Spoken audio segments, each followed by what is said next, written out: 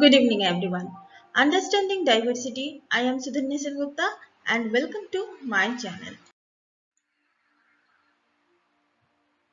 As we know, the diversity means different culture, different religion, different food, like all this.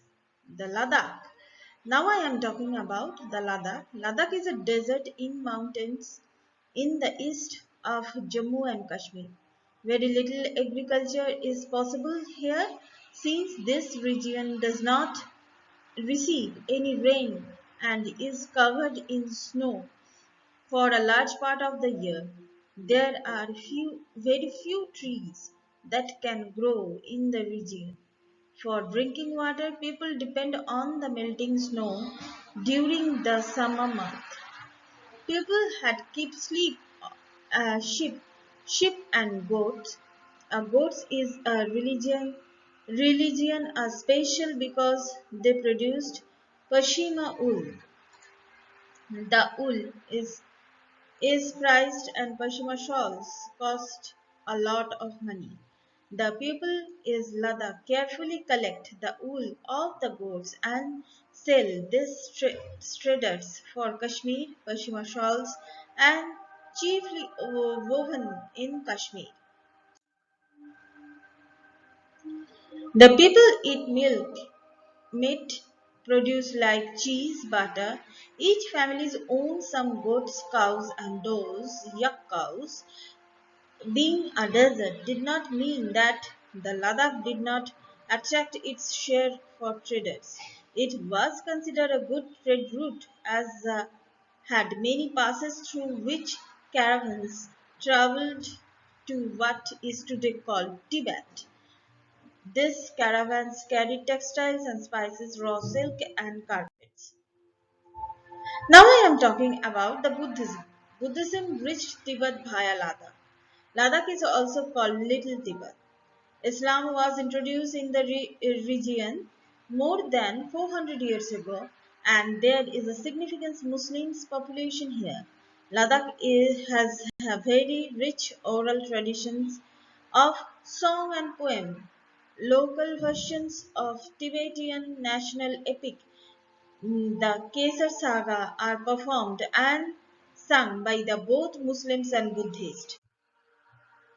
Kerala. Kerala is a state of the southwest corner of India. It is surrounded by the sea on one side and hills on the other. A number of spices like the pepper, cloves, and cardamoms are grown on the hills. It is spices that made this region and attractive places for the traders. Jews and Arab traders were the first to come here. The apostle of Christ, St. Thomas, is believed to have come here nearly 2000 years ago, and he is credited with bringing Christianity to India. Many Arab traders also come and settle down here. Even Battuta, who traveled here a little less than 700 years ago, wrote a travelogue in which he described the lives of Muslims and says they were highly respected community. The Portuguese discovered the sea route to the India from Europe when Vasco da Gama landed with his ship here. Kerala. It is a southern portion of India. Because of all of this various historical influence, people of Kerala practices different religions such as Ju- uh, Judaism, Judaism, Islam, Christianity, Hinduism, Buddhism. They, the fishing nets used here look exactly like the Chinese fishing nets and are called the China vela. Even the utensils used for frying it's called the Chinna chatti, and it is believed that the word chin could have come from China. The fertile land and climate are suited to growing rice and the majority of the people here eat rice, fish and vegetables. While Kerala and Ladakh are quite different in terms of their geographical features and history of both regions has seen similar cultural influence. Both regions were influenced by Chinese and Arab traders. It was geography of Kerala which allowed to cultivation of spices and spicicle geographical location of Ladakh and its wood that draw traders to these regions. Thus, history and geography are often tied in the cultural life of a region. The influence of diverse culture is not merely a thing of past. Our present lives are all about moving from the place to place and work, and with each move our culture traditions and way of life slowly becomes part of the new place we are in.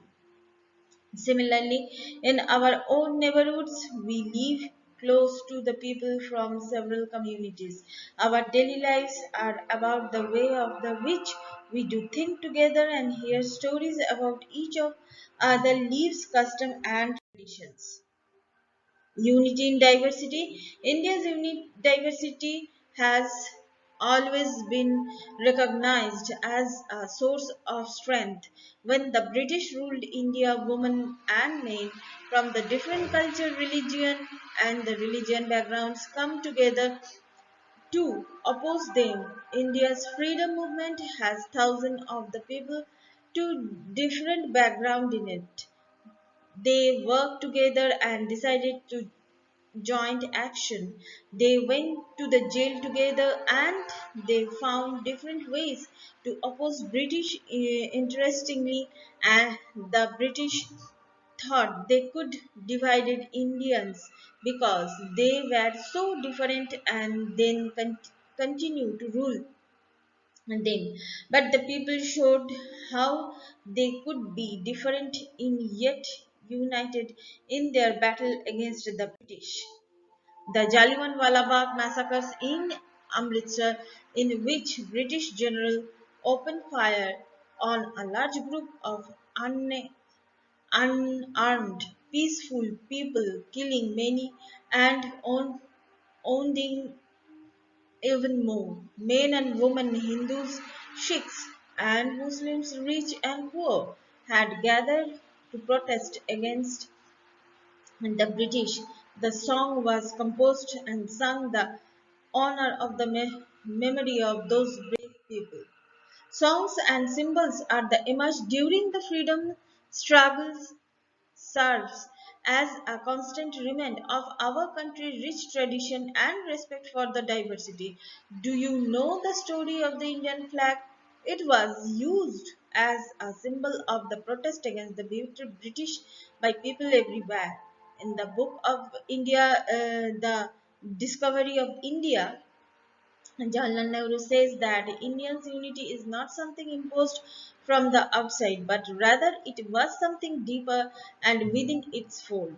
The widest tolerance of beliefs and customs were practiced, and every variety acknowledged and even encouraged. It was Nehru who coined the phrase unity in diversity to describe the country. So that's all for now. Please subscribe my channel and please share it. Till then, goodbye.